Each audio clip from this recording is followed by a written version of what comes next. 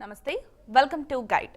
BA, MA sociology, social work చదువుకోవడం ఎలా, గృహిణులు ఎలా చదువుకోవచ్చు, అలాగే ఇంట్లో పనులు చేస్తూ కూడా గృహిణులు చదువుకోవచ్చా, ఎలాంటి జాబ్స్ ఉంటాయి, ఎలాంటి ఉద్యోగ అవకాశాలు ఉంటాయి అనేవి తెలియజేయడానికి చాలామందికి చాలా క్వశ్చన్స్ ఉంటాయి కదా. సో స్క్రీన్ మీద కనిపిస్తున్నటువంటి లైవ్ నెంబర్స్కి కాల్ చేయండి. మనతో పాటు ప్రముఖ కెరీర్ గైడ్ మేజర్ శ్రీనివాస్ గారు ఉన్నారు, వారితో మాట్లాడదాం. నమస్తే సార్. నమస్తే మేడం. సార్, అయితే BA, MA సోషియాలజీ చదువుకోవాలంటే ముందుగా అసలు ఏ డిగ్రీ ఉండాలి? అవును, దీనికి ఎనీ గ్రాడ్యుయేట్ ఈజ్ ఎలిజిబుల్ అండి. ఈవెన్ ఇంజనీరింగ్ చదివినటువంటి వాళ్ళు కూడా దీనికి ఎలిజిబుల్. అయితే మన ప్రేక్షకులకు ఒక డౌట్ రావచ్చు, ఏంటి అంటే పొలిటికల్ సైన్స్ ఉన్నది, హిస్టరీ ఉంది, అలాగే అనేక హ్యుమానిటీస్లో ఉన్నటువంటి అనేక సబ్జెక్ట్స్ ఉన్నాయి, అలాగే సైన్స్ సబ్జెక్ట్స్ కూడా ఉన్నాయి. ప్రత్యేకంగా BA సోషియాలజీ, MA సోషియాలజీ గురించే ఎందుకు మనం పర్టికులర్గా మనం అవేర్నెస్ అనేటువంటిది ఇస్తున్నాం ఈరోజు అనేటువంటి చూసుకుంటే, ఇది మహిళలకి అత్యద్భుతమైనటువంటి కెరీర్ని ఇచ్చేటువంటి సబ్జెక్ట్ అండి. కారణం ఏంటి అంటే వీళ్ళు BA పూర్తి చేసేస్తారు. సాధారణంగా BA పూర్తి చేసేసరికి వాళ్ళ వయసు 21 సంవత్సరాల వయసులో ఉంటారు. ఆ తర్వాత వాళ్ళకి మ్యారేజెస్ అయిపోతాయండి. కొంతమంది ఏంటి అంటే ఇంటర్మీడియట్ చదివిన వెంటనే మ్యారేజెస్ అయిపోతాయి, చైల్డ్ మ్యారేజెస్ అయితే కనుక. ఆ తర్వాత దాదాపు ఒక 10 years ఎంతో గ్యాప్ వస్తుంది, 5 years గ్యాప్ వస్తుంది. అయితే ఎవరికైతే గ్యాప్ వచ్చిందో వాళ్ళు BA చేయొచ్చు, అంటే ఇంటర్మీడియట్ తర్వాత గ్యాప్ వచ్చినటువంటి వాళ్ళు.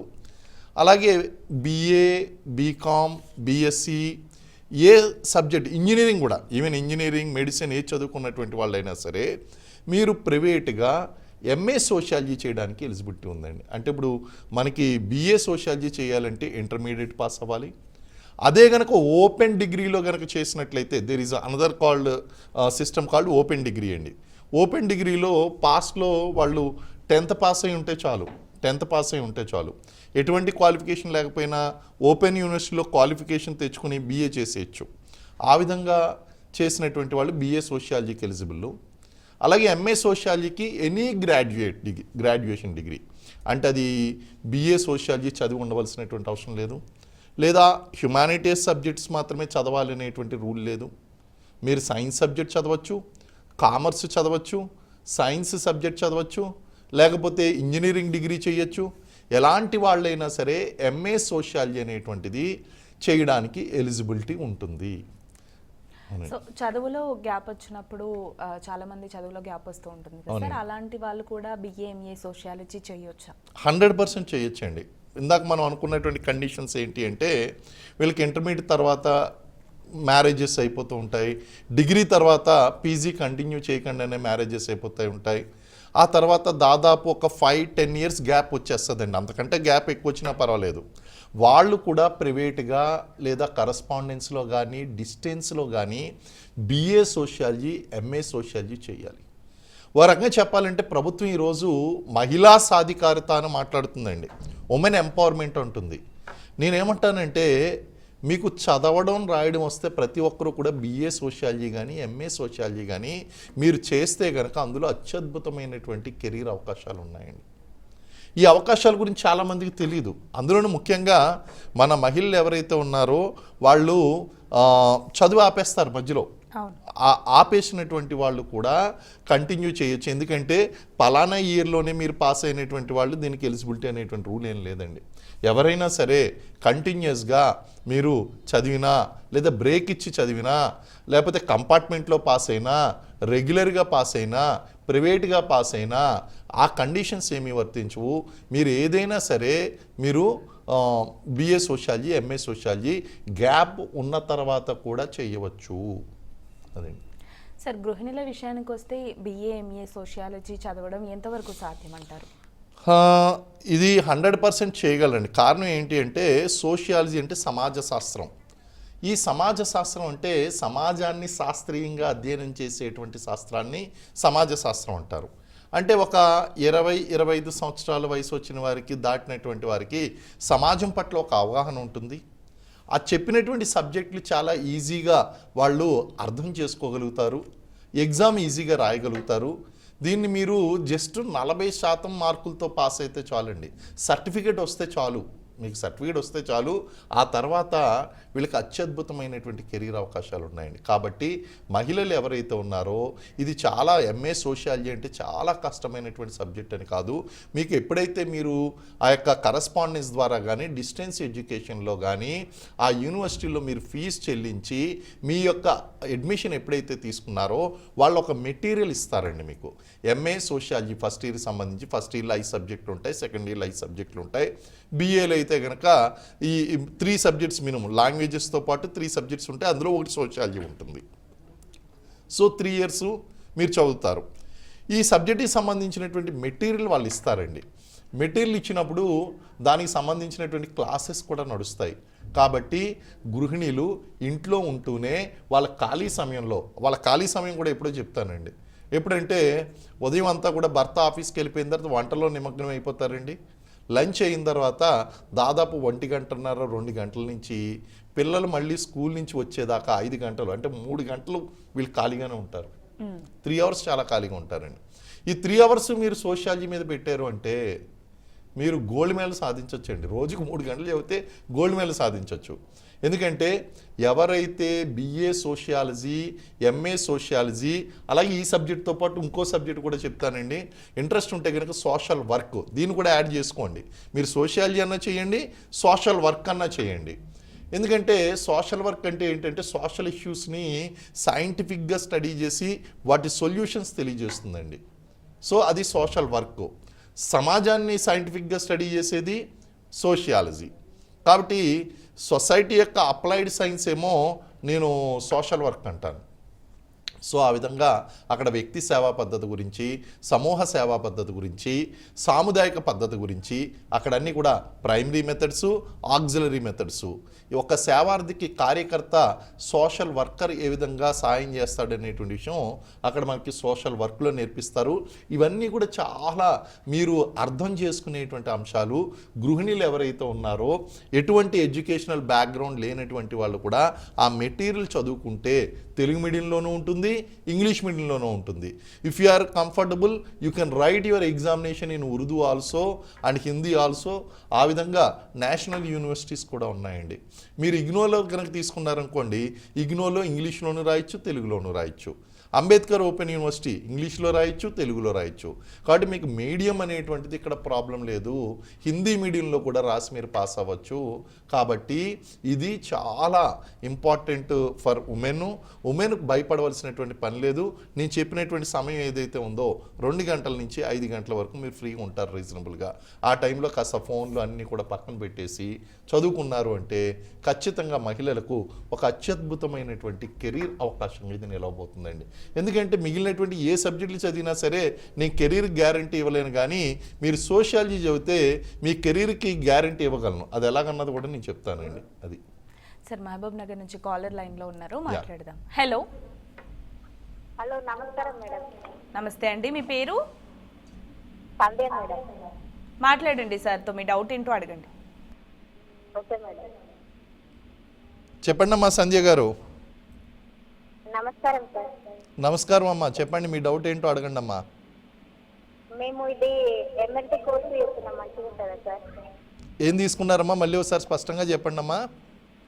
MLT sir, medical lab. MLT medical lab technician తీసుకున్నారు, అవును సార్. చేస్తున్నారమ్మా? ఇప్పుడు ఆల్రెడీ కోర్స్ చేస్తున్నారా? అవును సార్, చేస్తున్నాం. వెరీ గుడ్ అమ్మా. మీ డౌట్ ఏంటో చెప్పండి అమ్మా. అదే కోర్సు మంచిగా ఉంటుందా, ఫ్యూచర్ మంచిగా ఉంటుందా, నెక్స్ట్ ప్రాసెస్ ఎట్లుంటుంది సార్? అవునమ్మా, మెడికల్ ల్యాబ్ టెక్నీషియన్ అనేటువంటిది టెక్నికల్ కోర్స్ అమ్మా. చాలా మంచి కోర్స్ ఎంచుకున్నారు మీరు. ఇప్పుడు ఏంటి అంటే గవర్నమెంట్ ఆసుపత్రుల్లో కూడా కొన్ని అవకాశాలు ఉంటాయి, ల్యాబ్ టెక్నీషియన్స్ కింద జాబ్ అవకాశాలు ఉంటాయి.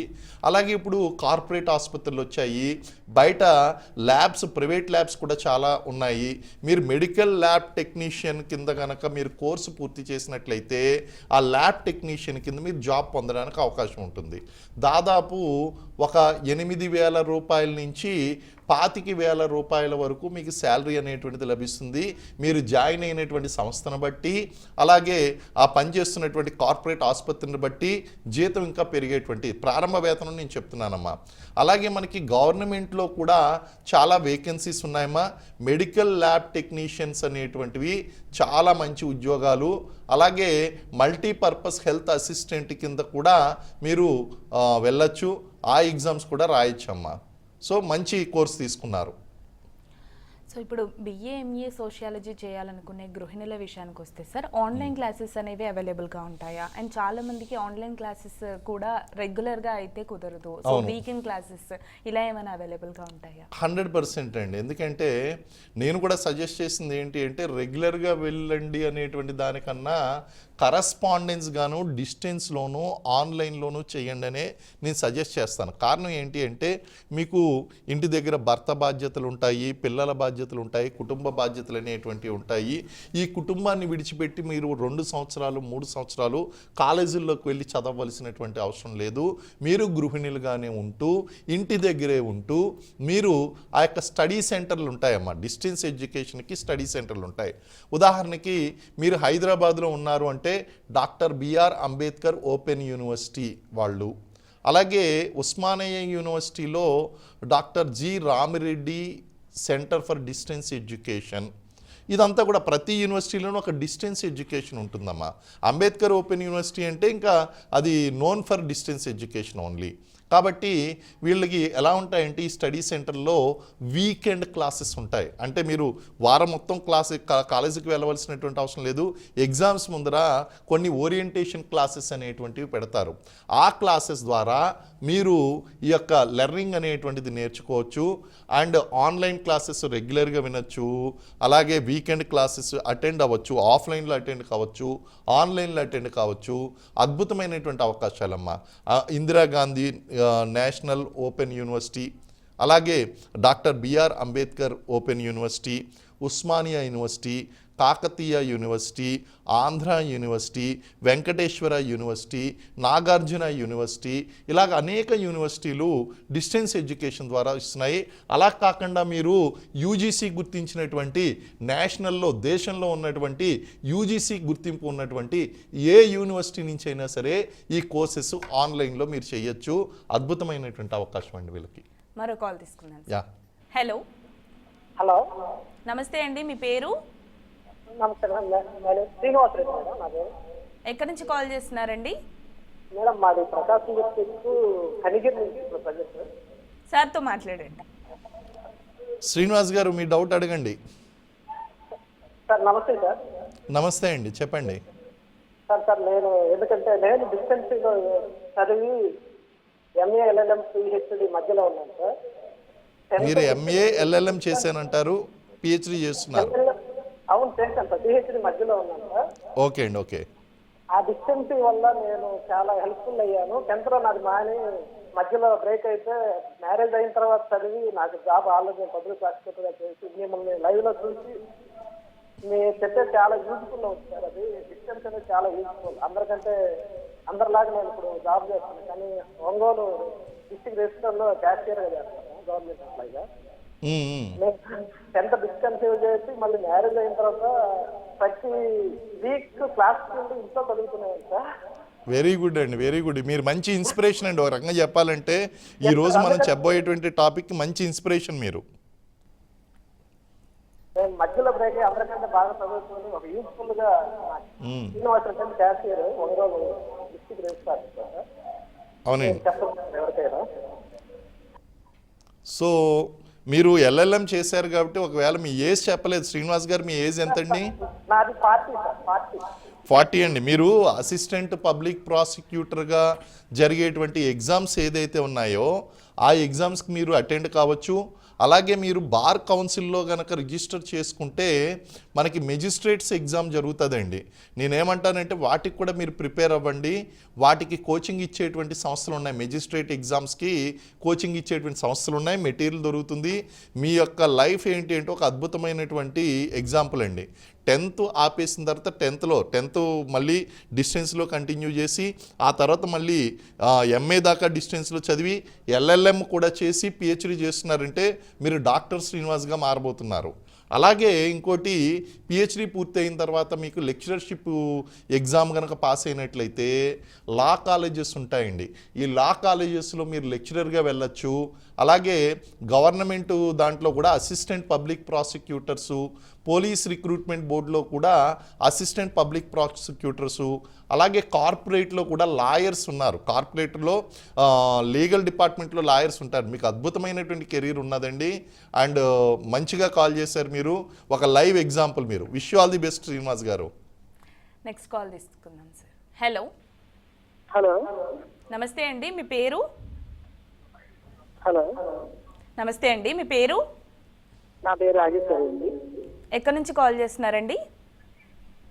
నేను డిగ్రీ డిస్టెన్స్లో చేశానండి. పీజీ గురించి అడిగాను సార్ చేశాను. సార్తో మాట్లాడండి, మీ డౌట్ ఏంటో అడగండి, కొంచెం స్పష్టంగా మాట్లాడండి అమ్మా. చెప్పండి ఆయుష్ గారు. టీవీ వాల్యూమ్ మ్యూట్లో పెట్టి మాట్లాడండి. మీ వాయిస్ కొంచెం క్లారిటీ లేదండి, కొంచెం చెప్పండి మేడం మళ్ళీ. టీవీ వాల్యూమ్ మ్యూట్లో పెట్టి మాట్లాడండి అమ్మా. హలో, ఫోన్ మ్యూట్లో పెట్టినట్టున్నారు. సో కాల్ డ్రాప్ అయింది సార్. ఓకే. అయితే రెగ్యులర్ డిగ్రీకి డిస్టెన్స్లో చేసే డిగ్రీకి వాల్యూ ఎలా ఉంటుందంటే, మనం రెగ్యులర్గా చేయకుండా డిస్టెన్స్లో చేయడం వల్ల దాని వాల్యూ ఏమన్నా తగ్గుతుంది? చాలామందికి అపోహ ఉన్నదండి. ఏంటి అంటే రెగ్యులర్గా చదివిన అంటే చాలామంది స్టూడెంట్ ఏజ్లో ఏమని ఆలోచిస్తారంటే, ఎస్పెషల్లీ మన గృహిణులు కూడా కరస్పాండెన్స్ గాను ప్రైవేట్గా చేసినటువంటి డిగ్రీకి వాల్యూ లేదు, రెగ్యులర్గా చేసిన దానికి ఎక్కువ వాల్యూ ఉంటుంది అని అనుకుంటారు. ఇట్స్ వెరీ రాంగ్ నోషన్ అండి. అక్కడ మీకు సబ్జెక్ట్ నేర్చుకోవడం ఇంపార్టెంట్ తప్ప మీరు ప్రైవేట్గా చేశారా లేకపోతే రెగ్యులర్గా చేశారా అనేటువంటి దానికి ఇమ్మెటీరియల్. క్వాలిఫికేషన్ కన్సిడరేషన్ పరంగా చూస్తే మీరు డిస్టెన్స్లో చేసినా ప్రైవేట్గా చేసినా రెగ్యులర్గా వెళ్ళినా ఒకటే ఇంపార్టెన్స్ ఇస్తారండి. మీ దగ్గర ఆ బోనఫైడ్ సర్టిఫికెట్ ఉందా లేదా అనేటువంటి చెక్ చేస్తారు జాబ్ ఇచ్చినప్పుడు. అలాగే ఇక నాలెడ్జ్ గెయినింగ్ విషయం దగ్గరికి వస్తే రెగ్యులర్గా ఏంటి అంటే కాలేజెస్ రెగ్యులర్గా జరుగుతాయి కాబట్టి వాళ్ళు నాలెడ్జ్ బాగా గెయిన్ చేయగలుగుతారు. మీరు ఆ లోపాన్ని ఎలా అధిగమించాలి అంటే మీరు కూడా మీకు ఇచ్చినటువంటి ఆ యొక్క షెడ్యూల్ ఉంటుందండి. మీకు కూడా వీకెండ్ క్లాసెస్ కానీ ఆన్లైన్ క్లాసెస్ కానీ కండక్ట్ చేసినప్పుడు వాటికి రెగ్యులర్గా మీరు అటెండ్ అయ్యి మీరు మంచిగా చదివితే కనుక ఆ లోపాన్ని సవరించుకోవచ్చు. అదర్వైజు క్వాలిఫికేషన్ కన్సిడరేషన్ దగ్గరికి వచ్చేసరికి ఈ 2 డిగ్రీలకి కూడా ఎటువంటి తేడా లేదు, ఈక్వల్ ఇంపార్టెన్స్ ఉందండి. ఓకే, నెక్స్ట్ కాల్ తీసుకుందాం సార్. హలో హలో అండి, గుడ్ ఈవినింగ్. నమస్తే అండి, గుడ్ ఈవినింగ్. మీ పేరు? నా పేరు అరుణ మేడం, నేను మంచిర్యాల నుంచి మాట్లాడుతున్నాను. సార్తో మాట్లాడండి అమ్మా. అమ్మా అరుణ చెప్పండి అమ్మా మీ doubt. Sir good evening sir. Sir మీరు మంచి గైడెన్స్ ఇస్తున్నారు, నేను అప్పటి నుంచి చూస్తున్నాను. థ్యాంక్ యూ అమ్మా. తీర్చగలుగుతారేమో అనేసి కాల్ చేశాను. నా ఎడ్యుకేషన్ వచ్చేసి B Ed, B Ed, MA English literature అయిపోయింది సార్ నాది. సార్ ప్రస్తుతానికి నేను డిఎస్సి గురుకుల జాబ్ కోల్పోయి మళ్ళీ వెనక్కి వచ్చాను. హోమ్ ట్యూషన్స్ హ్యాండిల్ చేస్తున్నాను. ఓకే అమ్మా. ఇప్పుడు నేను ఒకవేళ కనుక పిహెచ్డి కానీ లేదా ఇంకా పై చదువు ఏమైనా చదువుకోవాలనే కోరిక ఉంది సార్. అలా వెరీ గుడ్ అమ్మా. ఇంట్లో వరకు అయితే ట్యూషన్స్ చెప్తున్నాను, హోమ్ ట్యూషన్స్ రన్ చేస్తున్నాను. ఓకే అమ్మా. ఇంటర్మీడియట్ వరకు పిల్లలకి లెసన్స్ చెప్తాను, ఆల్ సబ్జెక్ట్స్ చెప్తున్నాను సార్. సరే అమ్మా. అయితే ఇప్పుడు మీరు ఫర్దర్గా పిహెచ్డి చేయడానికి, ఎంఫిల్ పిహెచ్డి చేయడానికి గైడెన్స్ కావాలంటారు. Yes sir. మీరు నెట్ అనేది ఏదైతే అన్నారో నేషనల్ ఎలిజిబిలిటీ టెస్టు, అది 2 రకాలుగా ఉంటుందమ్మా. మీ ఏజ్ కనుక బిలో 30 years ఉన్నట్టయితే కనుక మీరు ఈ పిహెచ్డి చేయడం కోసం ఆల్రెడీ మీకు ఎలిజిబిలిటీ వచ్చేస్తుంది, అందులో స్కాలర్షిప్ కూడా ఉంటుందండి. ఒకవేళ కనుక మీకు రిజర్వ్డ్ కేటగిరీకి చెందినటువంటి వారు అయితే కనుక ఆ ఏజ్ రిలాక్సేషన్ కూడా వస్తుంది. అలాగే ఇందులో 2 విధాలు ఉన్నాయి. ఒకటి ఏంటంటే జేఆర్ఎఫ్, జూనియర్ రీసెర్చ్ ఫెలోషిప్ అంటారు. జేఆర్ఎఫ్ వచ్చింది అంటే మీకు నెలకి 40,000 రూపాయలు ఇచ్చి పిహెచ్డి చేయిస్తారు మీ చేత. జేఆర్ఎఫ్ వచ్చింది అంటే మీకు లెక్చరర్షిప్కి ఎలిజిబిలిటీ ఉంటుంది. అలాగే పిహెచ్డి చేయడానికి కూడా నెలకి 40,000 రూపాయలు మీకు స్కాలర్షిప్గా ఇచ్చి మీకు పిహెచ్డి చేయిస్తారు. ఒకవేళ కనుక నెట్ ఎగ్జామ్ కనుక మీరు పాస్ కాకపోయినట్లయితే లెక్చరర్షిప్ అని ఉంటుంది. ఆ నెట్ ఎగ్జామ్లోనే లెక్చరర్షిప్ క్వాలిఫై అవుతారు. అంటే మీరు కనుక అది పాస్ అయితే ఏ గవర్నమెంట్ జాబ్లో యూనివర్సిటీలో జాయిన్ అయినా యూజీసీ పే స్కేల్స్ అనేటువంటి మీకు వర్తిస్తాయండి. ఇకపోతే నెక్స్ట్ నెట్ ప్రిపేర్ అవ్వడం కోసం మీరు చేయవలసినటువంటి పని ఏంటి అంటే ఆ నెట్ ఏదైతే ఉంటుందో దాని యొక్క నోటిఫికేషన్ తీసుకోండి. నోటిఫికేషన్ తీసుకున్న తర్వాత పేపర్ 1, పేపర్ 2 అని చెప్పి 2 ఉంటాయండి. పేపర్ 1లోనేమో జనరల్ ఇంటెలిజెన్సు, రీజనింగు, ఇంగ్లీష్ ఇటువంటి క్వశ్చన్స్ ఉంటాయి. అలాగే పేపర్ 2లో మీ సబ్జెక్ట్ పేపర్ ఉంటుందండి. ఆ సిలబస్ దగ్గర పెట్టుకోండి. సిలబస్ దగ్గర పెట్టుకొని మీరు జాగ్రత్తగా కనుక ప్రిపేర్ అయినట్లయితే మీరు చేయొచ్చు. ఇది నెట్. ఇంకొకటి యూనివర్సిటీ కూడా పిహెచ్డి కోసం నోటిఫికేషన్స్ ఇస్తూ ఉంటారు. ఎంఫిల్ పిహెచ్డి కోసం మొదట ఎంఫిల్ కోసం ఇస్తారు. మీరు ఏదైనా ఒక యూనివర్సిటీలో మీరు ఎంఫిల్ అడ్మిషన్ తీసేసుకోండి. అంటే మీకు దగ్గరికి మంచిర్యాల అంటున్నారు కాబట్టి అక్కడ లోకల్లో ఉన్నటువంటి యూనివర్సిటీలో మీరు ఏం చేస్తారంటే అక్కడ ఎంఫిల్ అడ్మిషన్ తీసుకుని ఎంఫిల్ పూర్తయిన తర్వాత ప్రైవేట్గా పిహెచ్డి కూడా పూర్తి చేయొచ్చమ్మా. అది. సో ఇందాక మనం గృహిణుల గురించి మాట్లాడుకున్నాం కదా సార్. సో ఇంట్లో ఉండి ప్రిపేర్ అయ్యే వాళ్ళకి మీరు ఇచ్చే సలహాలు ఏంటి? అమ్మా, మీరు సాధికారత సాధించాలి అంటే ఒకటే అమ్మా, చదువు ఒకటే మిమ్మల్ని సమాజంలో ఒక ఉన్నతమైనటువంటి వ్యక్తిగా నిలబెడుతుంది. ఈరోజు గృహిణులకి రకరకాలైనటువంటి సమస్యలు ఉన్నాయండి. అందులోనూ ముఖ్యంగా ఈ యొక్క జెండర్ ఇన్ఈక్వాలిటీ అనేటువంటిది బాగా పెరిగిపోయింది. సో ఇంట్లో వాళ్ళు అన్ని రకాలుగాను సమస్యలు ఎదుర్కొంటున్నారు. కాబట్టి మిమ్మల్ని మీరు ప్రూవ్ చేసుకోవాలి అంటే చదువు ఒక్కటే సమాధానం. నేను ఈ వయసులో చేయగలనా, ఇన్ని బాధ్యతలతో నేను పూర్తి చేయగలనా అనేటువంటిది మీరు మనసులోంచి పక్కకు తీసేసి ఒక్క అడుగు ముందుకు వేయండి. వెళ్ళి అప్లికేషన్ పూర్తి చేయండి. మీరు ఆటోమేటిక్గా మీరు పాస్ అయిపోతారు. మీకు పెద్ద కష్టమేం కాదు. మీరు ఎంఏ చేయండి, పిహెచ్డి చేయండి, తర్వాత అనేక విద్యా అవకాశాలు ఉన్నాయండి. మీకు ఒకటే చెప్తాను, నేను ఎందుకు పర్టికులర్గా ఈ ఉద్యోగమే నేను అడుగుతున్నాను అని చెప్పేసి దీన్నే ఎందుకు చేయమంటున్నానంటే మహిళలకు 100% రిజర్వేషన్ ఉన్నాయండి కొన్ని ఉద్యోగాలకి. మహిళలు కనుక ఈ ఎంఏ సోషియాలజీ, బిఏ సోషియాలజీ చేస్తే మహిళా అభివృద్ధి శిశు సంక్షేమ శాఖలో అంటే women development and child welfare డిపార్ట్మెంట్లో మీకు CDPO child development project officers, అలాగే ఎక్స్టెన్షన్ ఆఫీసర్స్ గ్రేడ్ 1 సూపర్వైజర్సు, ఈ పోస్టులు అనేటువంటివి కేవలం BA sociology, MA sociology, social work, home science, community science, food and nutrition చదువుకున్నటువంటి వాళ్ళకి ఎలిజిబిలిటీ ఉంటుంది. సో ఇక్కడ హోమ్ సైన్స్, ఫుడ్ సైన్స్ ఇవన్నీ కూడా ప్రైవేట్గా చదవడం కష్టం కాబట్టి మీరు ఎంఏ సోషియాలజీ కానీ, ఎంఎస్డబ్ల్యూ కానీ, బిఏ సోషియాలజీ కానీ, బిఏ సోషల్ వర్క్ కానీ ఇలాంటి సబ్జెక్టులు మీరు ప్రైవేట్గా చదువుకున్నట్లయితే ఇవి 100% మహిళలకే రిజర్వేషన్లు ఉన్నటువంటి ఉద్యోగాలు. మగవాళ్ళు ఈ ఉద్యోగాలకి ఎలిజిబిలిటీ లేదు. కాబట్టి మీకు అడ్వాంటేజ్ ఏంటి అంటే మీరు బిఏ సోషియాలజీ చదువుకున్నా, ఎంఏ సోషియాలజీ చదువుకున్నా 2-3 సంవత్సరాలకు ఒకసారి వచ్చేటువంటి సిడిపిఓ, ఈఓ ఉద్యోగాలకి మీరు ఎలిజిబుల్ అవుతారు. కాంపిటీషన్ తక్కువ ఉంటుంది. మీరు ఒక ఎంఏ గ్రాడ్యుయేట్ గాను, బిఏ గ్రాడ్యుయేట్ గాను ఉండడం మాత్రమే కాదు, రేపొద్దున్న గవర్నమెంట్ ఉద్యోగంలో గ్రూప్ 1, గ్రూప్ 2 స్థాయి అధికారి అయ్యేటువంటి అవకాశం మీకు ఇది లభిస్తుంది. ఇది చాలా అత్యద్భుతమైనటువంటి అవకాశం అండి. ఇందులో పురుషులకు అవకాశం లేదు, కేవలం మహిళలకు మాత్రమే అవకాశం ఉంది. మీరు గ్రూప్ 1, గ్రూప్ 2 సబ్ ఇన్స్పెక్టర్ ఇలాంటి ఉద్యోగాలు చూస్తే అప్లై చేసేటువంటి వాళ్ళు లక్షల్లో ఉంటారు. కానీ ఈ ఉద్యోగాలకి కేవలం 5,000 మంది, 10,000 మంది, 15,000 మంది, 20,000 మంది మాత్రమే అప్లై చేస్తారు. తక్కువ కాంపిటీషన్ ఉంటుంది. కాబట్టి మీకు గనక క్వాలిఫికేషన్ ఉంది అంటే త్వరగా సెలెక్ట్ అయ్యేటువంటి అవకాశం ఉంటుంది. అందుగురించి మీకు ప్రత్యేకించి ఈ సలహా ఇవ్వడానికి గల కారణం ఏంటంటే నేను చెయ్యగలనా అనేటువంటి భయం లేకుండా మీరు బిఏ సోషియాలజీ కానీ, సోషల్ వర్క్ కానీ, ఎంఏ సోషియాలజీ కానీ, సోషల్ వర్క్ కానీ, ప్రైవేట్గా చేసేసేయండి, డిస్టెన్స్లో చేసేసేయండి. చేస్తే గనక భవిష్యత్తులో రాబోయేటువంటి, అంటే ఏ వయసు వారు చేయాలి ఈ ఉద్యోగాలకి? 51 సంవత్సరాల వరకు ఎలిజిబిలిటీ ఉందమ్మా. మీకు 51 సంవత్సరాలు వచ్చే వరకు కూడా ఆ ఉద్యోగాలు రాయొచ్చు. కాబట్టి మీకు వయసుతో సంబంధం లేదు. మీరు 30 ఉన్నా 40 ఉన్నా ఎంఏ చేసేసేయండి. చేసిన తర్వాత ఈ జాబ్స్కి మీరు ఎలిజిబిలిటీ అవుతారండి. సో సార్, ఈ బిఏఎంఏ సోషియాలజీ చేయాలి అని చెప్పి చాలా మందికి ఉంటుంది. కాకపోతే కొంతమంది గృహిణుల విషయానికి వస్తే కనుక గ్యాప్ వచ్చింది, ఇప్పుడు ఆలస్యం అయిపోయిందిలే ఎందుకులే అని అనుకుంటూ ఉంటారు. సో ఇలాంటి వాళ్ళకి మీరు ఇచ్చే సలహా ఏంటి? మీరు గ్యాప్ వచ్చినా సరేమ్మా, మీరు మళ్ళీ పుంజుకుంటారు, అదేం పర్లేదు. మీరు ఏం చేయాలంటే 6వ తరగతి నుంచి 10వ తరగతి వరకు ఉన్నటువంటి సైన్స్ సోషల్ పుస్తకాలు ఒకసారి చదివేసేయండి. చదివేశారంటే మీకు మొత్తం ఒక సబ్జెక్ట్ మీద అవగాహన అనేటువంటిది వస్తుంది. జనరల్ నాలెడ్జ్ అనేటువంటిది బాగా పెరుగుతుంది. పెరిగిన తర్వాత అక్కడ మీరు మెటీరియల్ ఇస్తారమ్మా, స్టడీ మెటీరియల్ ఇస్తారు. మీకు తెలుగు మీడియం మెటీరియల్ కావాలంటే తెలుగు మీడియం మెటీరియల్ ఇస్తారు, ఇంగ్లీష్ మీడియం మెటీరియల్ కావాలంటే ఇంగ్లీష్ మీడియం మెటీరియల్ ఇస్తారు. ఆ మెటీరియల్ చదువుకుంటే మీకు పూర్తి అవగాహన వస్తుంది.